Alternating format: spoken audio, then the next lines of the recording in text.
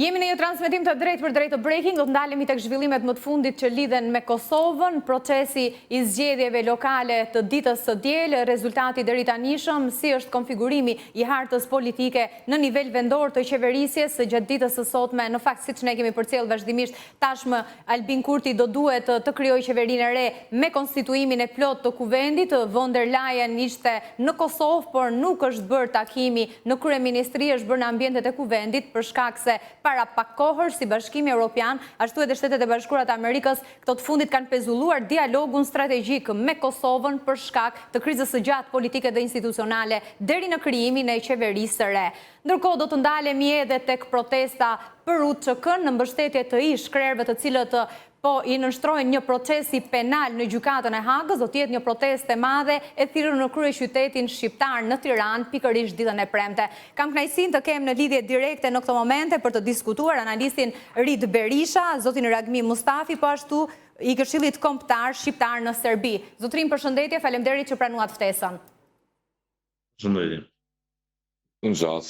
Zoti Berisha, këto zhvillime të fundit përfshirë edhe takimin e zonjës Von der Leyen me kryeministrin Kurti, ky fundit tashmë ka në duar stafetën për të krijuar edhe qeverinë e re. Si e keni parë?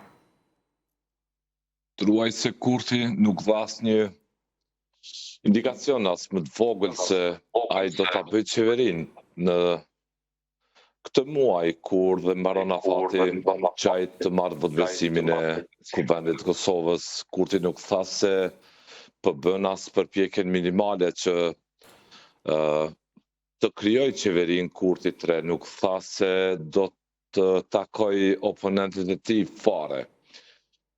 Jemi në zgjedhje dafina, rreth i dytë i votimeve të balotazhit nuk ka mbaruar, druaj se ky momentum elektoral e bën të pamundur çdo pakt që do të mund ta synonte Kurti të arrijë me partinë e Lumir Abdixhikut, partinë e Memli Krasniqit apo Tramosh Haradinajt, vetëm që ka folur me zë më të qartë ishte Limaj, duke kushtëzuar në mënyrë zotin Kurti se mund të ishte i gatshëm të hyjë në qeveri me të, në kushtin që zoti Kurti ta tërheq nga pozita kryeparlamentarit kryetarin aktual të kuvendit zotin Dimal Basha.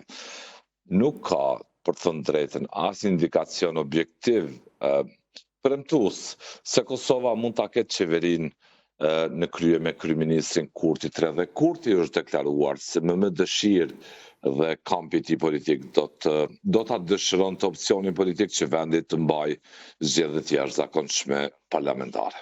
Zoti Mustafi, në vijim të analizës që bëri zoti Berisha, zgjedhjet për balotazhi do të mbahen në 9 nëntor, pra deri atëherë e shet të pamundur zoti Berisha një koalicion të mundshëm të Kurtit me një nga subjektet e kampit opozitar për krijimin e qeverisë së re.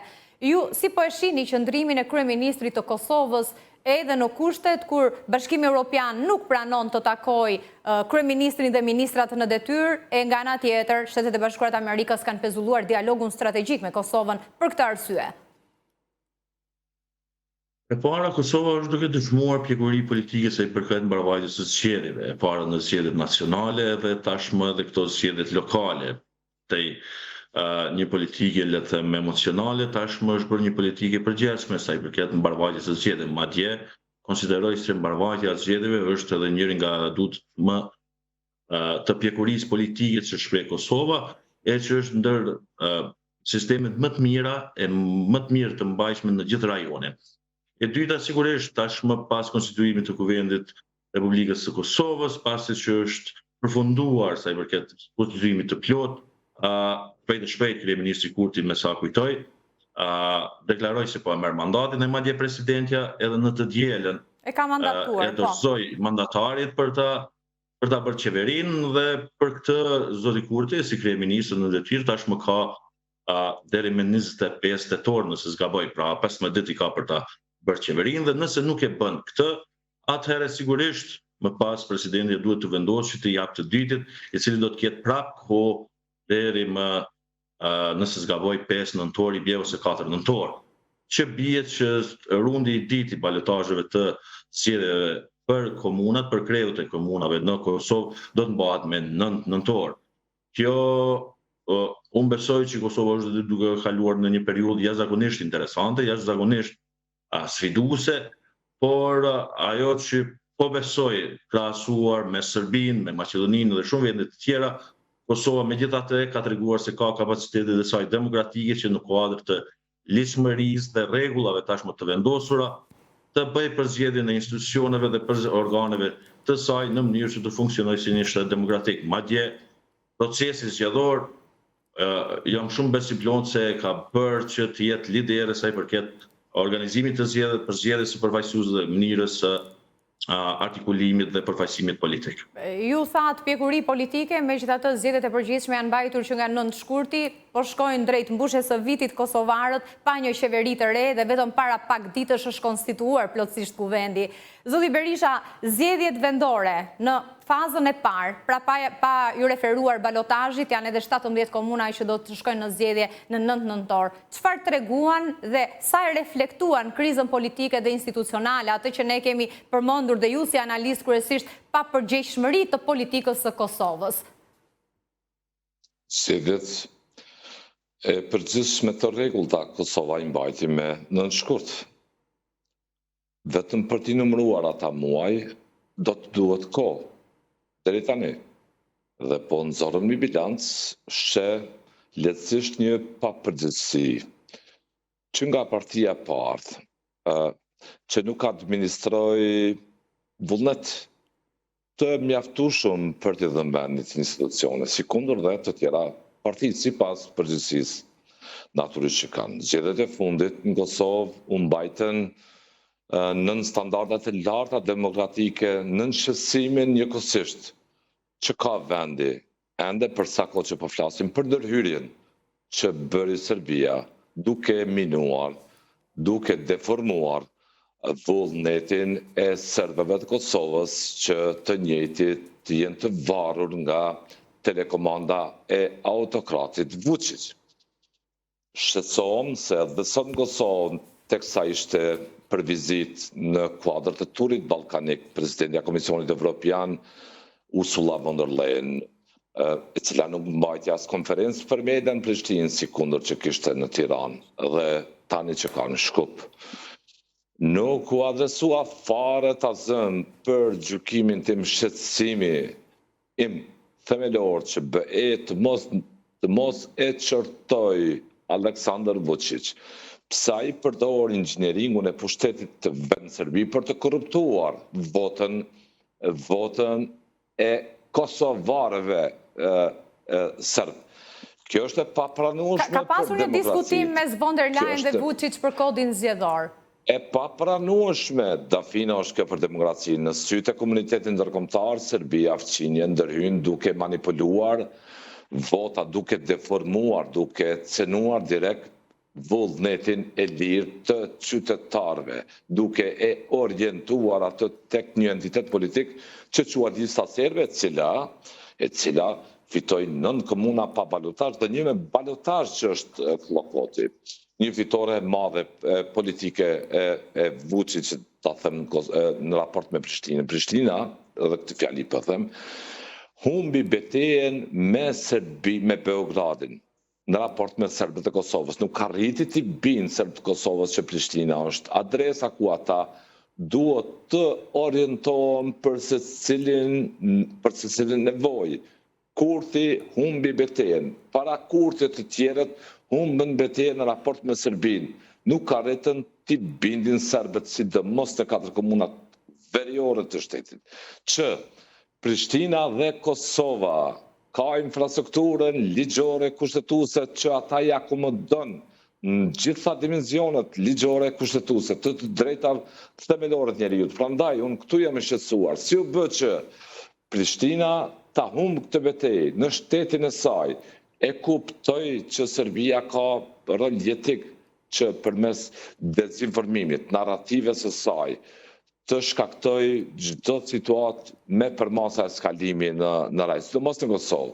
Por nuk e kuptoj pse këtë nuk e lexojnë qartë liderët në Prishtinë, qoftë zoti Kurti dhe oponentët e tij që po bëjnë polemika mohallash, lagjesh midis tyre për heroizëm. Në fakt, në sytë e komunitetit ndërkombëtar, po shihet që faktori i rëndësishëm për të kontrolluar politikisht serbët e Kosovës është byroja Vučićit, nuk është Prishtina.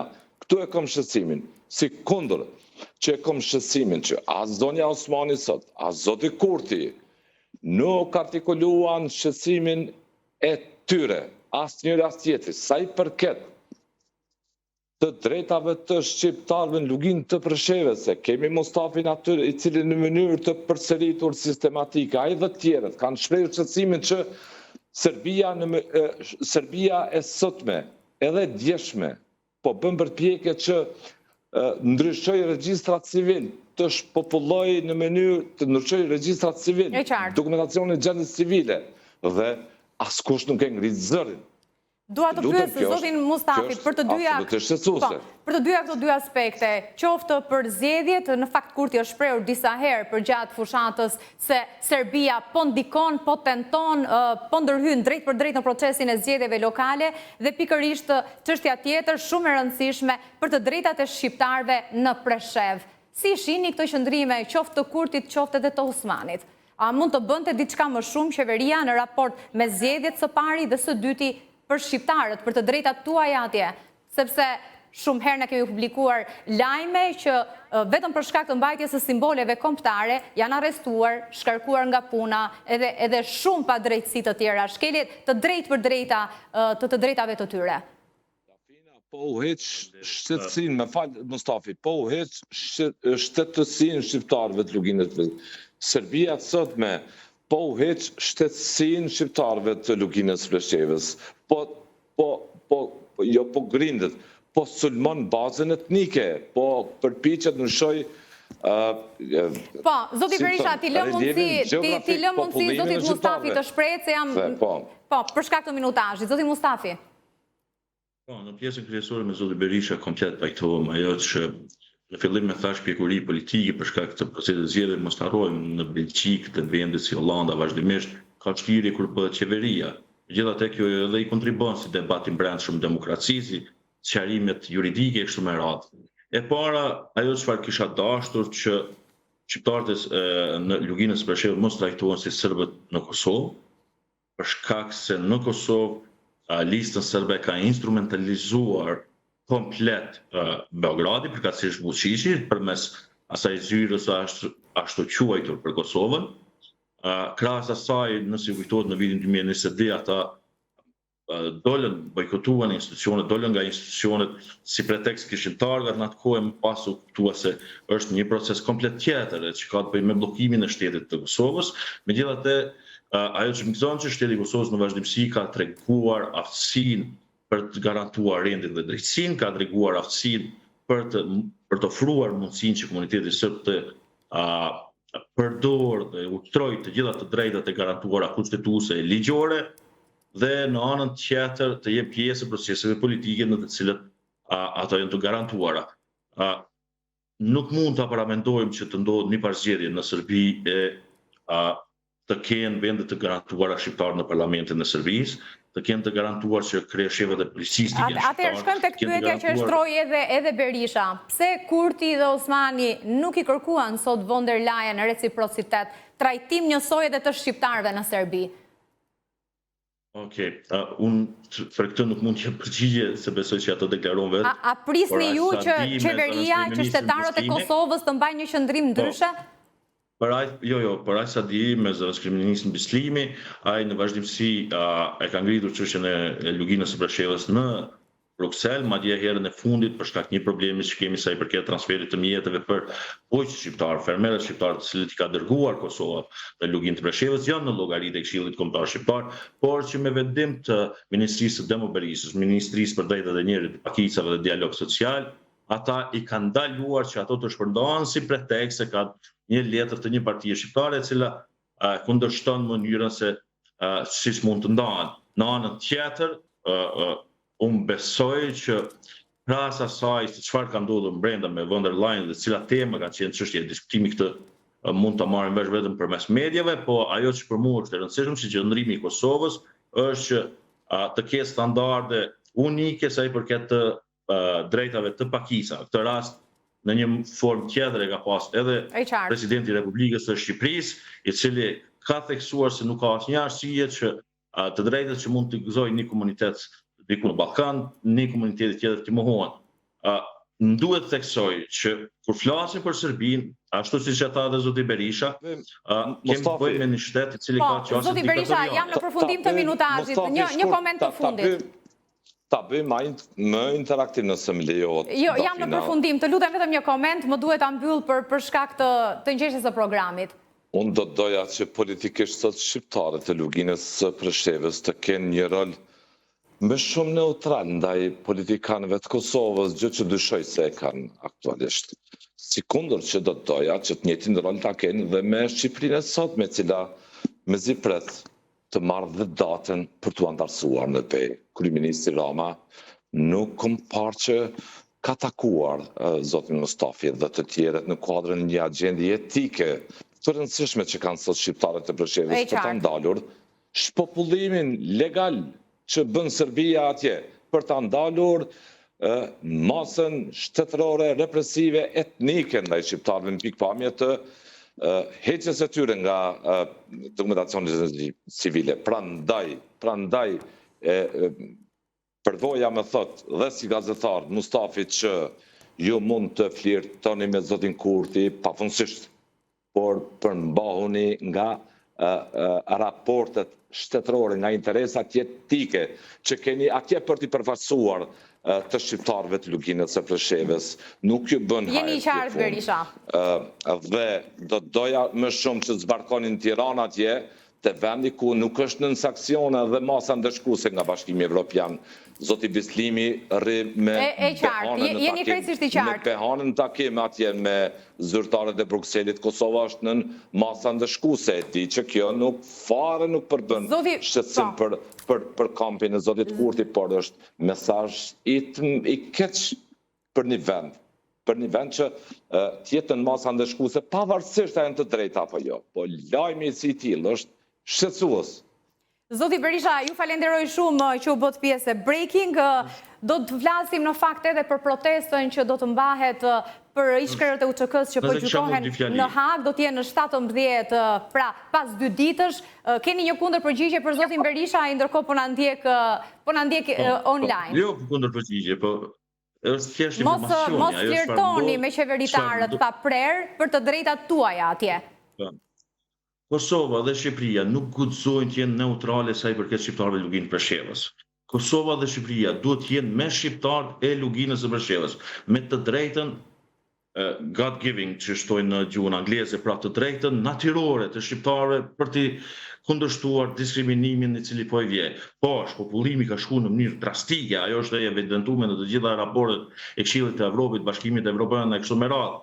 Madje ka një koordinim për të pasur një rezolut sa i përket në Këshill të Evropës, që është një bashkëpunim mes Shqipërisë dhe Kosovës për ta propozuar atje.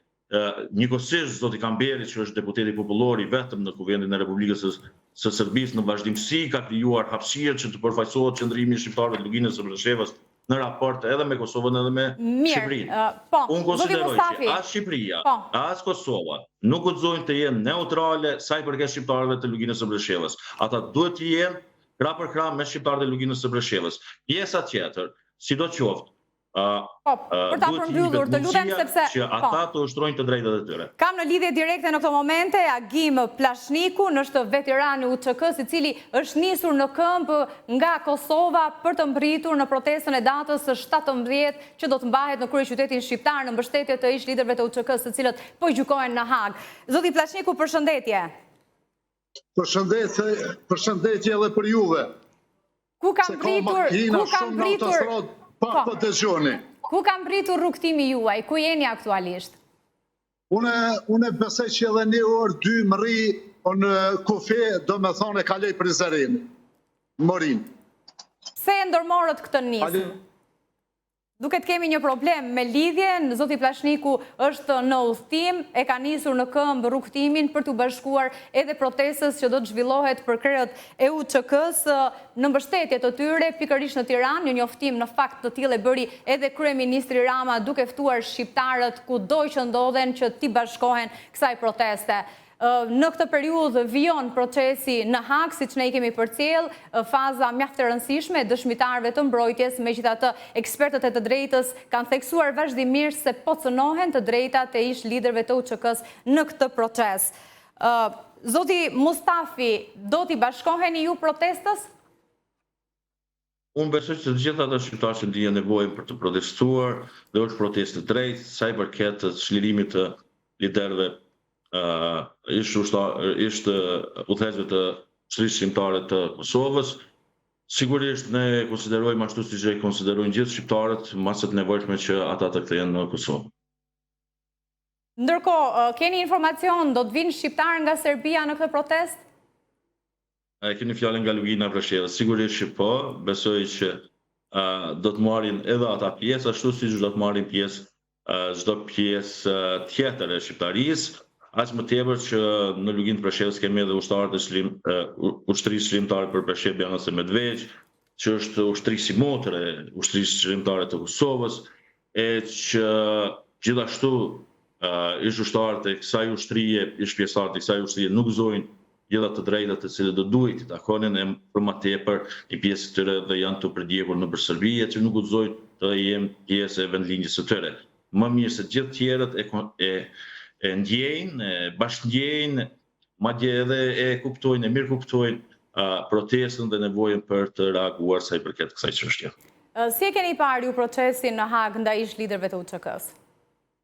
Vetë themelimi i gjykatës ka qenë pa drejtë, madje tashmë krejt debati që bëhet për gjykatën dhe vendimet e gjykatës kam përshtypjen që ka një zanafillë. Zanafilla e saj ka qenë komplet tjetër.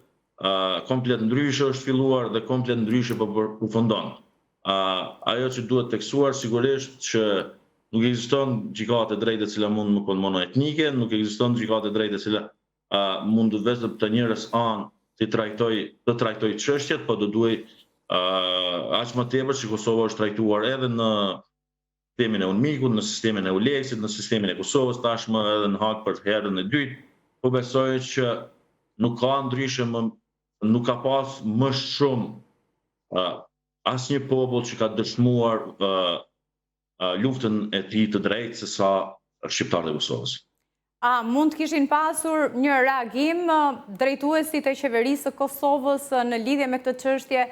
A i kanë dhënë mbështetjen e duhur ish liderëve të UÇK-s përgjatë këtij procesi deri tani, deri në këtë fazë?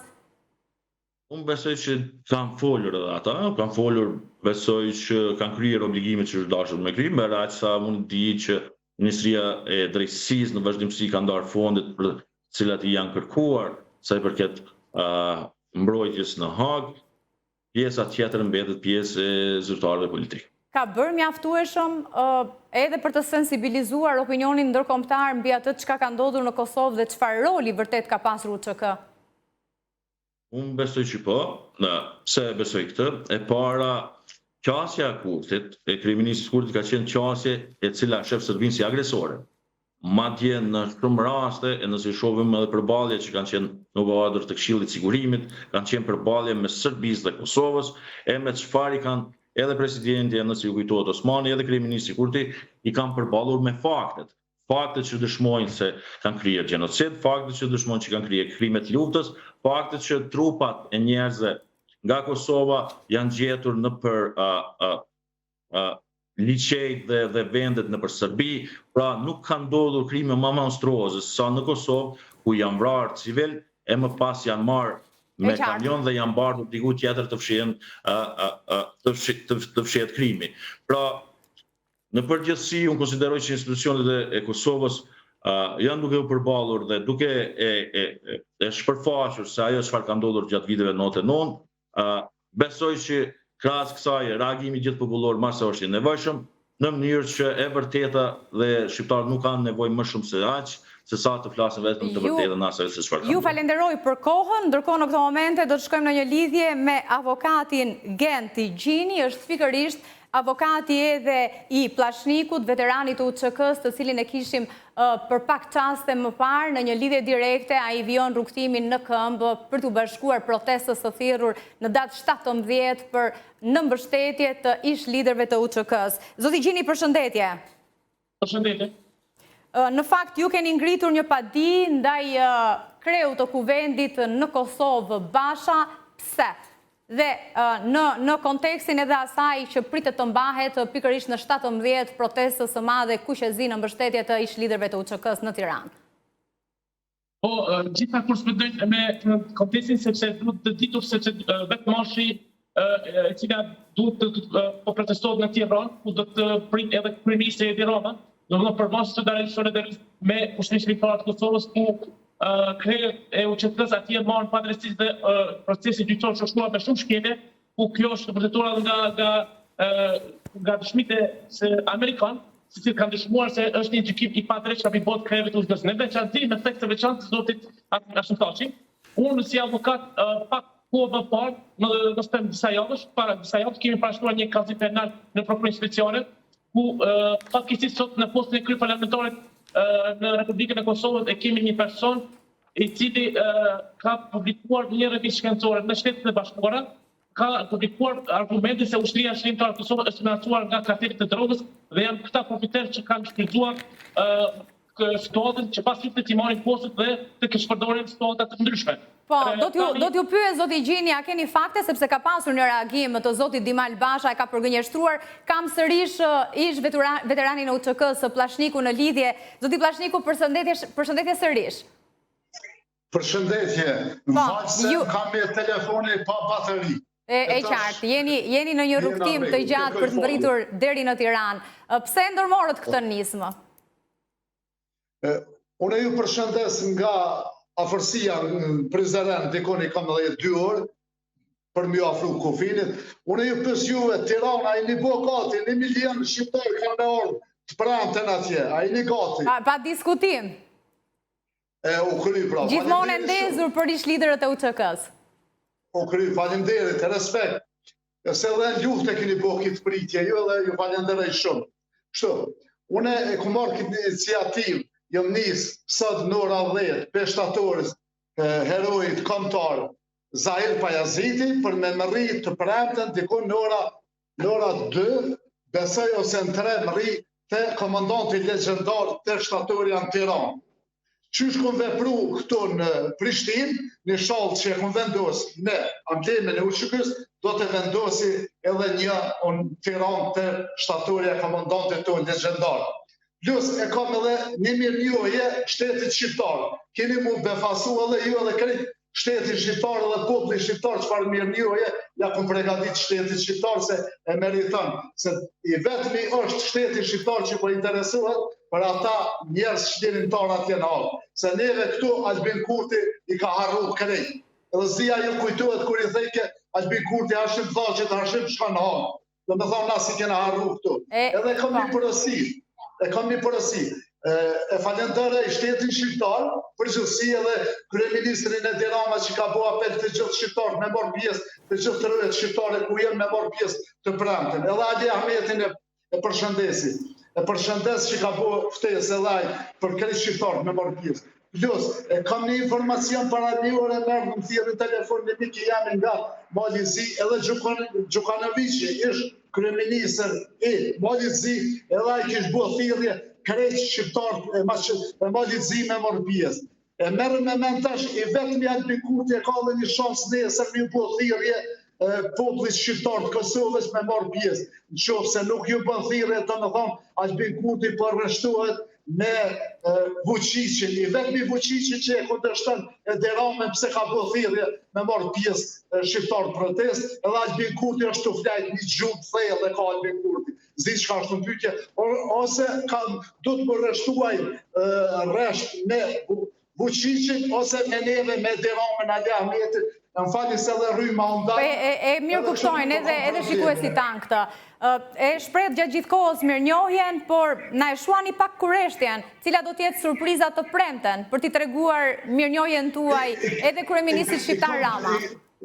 i kam dy surpriza. Dy janë për shtetin shqiptar. Do na i tregoni njërën. Jo, s'kam qenë. Një surprizë e kam qenë. 260 kilometra jam të e bojnë. Pe shtatore Zahir Pajazitit të madhe, që ai ka udhëtu gjithmonë kam, me Adem Jasharin edhe unë po udhëtoj, do me thonë edhe jam të e bajt në shpinë në qalë, atë surprizë. E tjetërën e kom lanë me ata shokë që janë kanë në Hagë, ata janë të e pru, të premte kanë monis me autobus me pru, edhe 2 surpriza i kanë për shtetin shqiptar. Edhe surpriza tjetër, kur të vi të shtatori Adem Jasharit, kene që se doni me përcjellë si televizion, ato ku me publiku. Edhe një dëshirë që po plotësohet. Unë isha ai që erdhe me shokët e Hagës, edhe unë ola në Tiranë, e falenderova shtetin shqiptar. Nashta keni pas rast, e ka bo publike edhe qeveria shqiptare, dhe më dhane këm, edhe shqyqër një anër, e krejt veteranët luftës të rëjëm shqiptare për realizohet, inshallah po mujna mjë ndihmu se ata njerëz, ata qlirimtari janë të majtë para burgim që 5 vjetë, krejt me ata akuzat Serbis, ata nuk janë shku në Serbi me luftu gazetare në falë, po ata kanë luftu për Kosovën, për të rëjët shqiptare tëna, në qofë se ata denuen dhe krejt populli shqiptar, edhe na si veterani jena denue dhe krejt populli shqiptar ka mu denu, po une nuk besej. Edhe një informacion si shpejti kanë me ardhë ata, të gjithë kanë më nëshu për Hagës edhe kanë me ardhë. Për juve faleminderit. Është i mezipritur një zhvillim i tillë. Edhe s'du me ndërprej rrugën e ku jam të e vazhdu rrugën që me më rritë me kohë. Ju falenderojmë. Po, Zoti Pllashniku, rrugtim të mbar, ju presim në Tiranë. Faleminderit edhe për shikues e ju, edhe për thirrjen e ju, edhe prit në atë Tiranë se po vinë, 1 milion shqiptarë janë nisë po vinë, krejt rrëvet e Shqipë, kena me bloku Tiranën, respekt. Mirë ardhni, Zoti Pllashniku. Ndërkohë kemi avokatin Gjini në lidhje direkte. Zoti Gjini, po diskutonim pikërisht për padin që u keni bërë për kreun e kuvendit Basha, sa i përket një shkrimi, në fakt është një punim në kohën që bënte studimet dhe Basha e ka shpjeguar pozicionin e tij duke theksuar se punimi nuk është i tij, por është një tjetër autori e thjesht janë publikuar në të njëjtin vëllim. Ju si e shihni pretendimin, shpjegimin që ai ka dhënë? Po, vetë fakti ku kryeparlamentari në pozitin e tij tani nëpërmjet faqeve zyrtare që nëpërmjet të komunikimit me Facebook me elektoratin këtë rast qytetar se i përfaqëson gjithë qytetarët dhe në platforma tjera ka treguar që disi unë jam fajtor, bëj përgjithësim, po gjithmonë e zhvendos vëmendjen të thuar filloj fjalë se autore e kësaj duhet është Jana Anaovska, është një autore e cilë ku punimi ngërthen 2 autorë. Autorea në fjalë është rasiste dhe është radikale ndaj popullatës shqiptare në veçanti me tekst për ushtrimtare, pra ka publikuar teza shkencore të paraqit neve shqiptarëve si person, si subjekt që kemi luftuar për të asuar popullatën civilizëve. Pra e paraqit faktorën shqiptar. Po, a bie përgjegjësia drejt për drejt mbi Bashën për shkak se universiteti ku kanë kryer studimet ka vendosur t'i publikoj bashkë edhe studimin e zonjës në fjalë që u thoni se ka qenë gjithmonë kundër UÇK-s? Tani, Dimal Basha mund të trajtuar përgjegjësi, po të shikohet në vëmendje ajo revistë shkencore publikuar në Universitetin Prestigjioz Amerikan. Jana Anaovska i falenderoj Dimal Basha, sepse Dimal Basha ka shkuar më te, ka dhënë bulletime statistikore të tregon se cilët janë emra dhe cilët profiter kanë përfituar me ushtrimtarë dhe çka ka ndodhur me këta, që kanë fuzuar pozitën postet politike. Në anën tjetër, tani tim amerikan duhet të ketë të përkryer speciale, duhet të kërkoj ndihmë nga agjencitë amerikane që të na sjellë revista shkencore në tërësi në mënyrë të paradaktuar. Dhe në origjinalitetin e saj do ta shikojmë se Dimal Basha këtu është përfshirë në një skandal ku me kod penal kjo gjuhë është denuese dhe është fyese, sepse ka përçarë dhe ka nxitur urrejtje nga popullata shqiptare as më tepër kur ky punim është publikuar nga një shqiptar. Dhe tani secili studios të studiojë për konceptin e ushtrisë shqiptare, shfarët thjesht mund të qasë në këtë revistë shkencore dhe të merë informacione nga një shqiptar se ushtria shqiptare është financuar nga kartelet e drogës. Kjo gjë është e papranueshme, por sigurisht protesta tani që duhet pritet të mbahet të zhvillohet në premtet, aty do të një për kërkesa do të jetë edhe shkarkimi i Dimal Bashës, sepse Dimal Basha nuk e meriton të jetë në atë post. sepse nuk është adekuat dhe nuk është i përshtatshëm sepse është përfshirë në një skandal, andaj unë i bëj apel që të mos zgjatet më të tjerë kjo maraton dhe Dimar Basha të jep dorëheqje sepse është i përfshirë një skandal ku kjo gjuhë duhet të dënohet dhe është vepra penale e cila sanksionon. Dhe Dimar Basha po të ketë fije ndërgjegje, njerëzor duhet të jep dorëheqje. E mos ta lë situatën të irritohet më tepër, sepse shikohet se solidariteti muslimane shqiptare është rritur në promosa dërkombëtare dhe është faktori amerikan tani që ka dëshmuar nga mbrojtja e krejeve të UÇK-s, ku tregon që ushtria qëllimtare nuk është ajo që është përfshirë në agresione, që të agresoroj të mbys popullatën civile serbe, por është e njësht. Zoti Gjini, ju falenderoj që u bët pjesë e Breaking. Do të shkojmë në një hapësirë të shkurtër publicitare, kthehemi pas pak me të tjera zhvillime.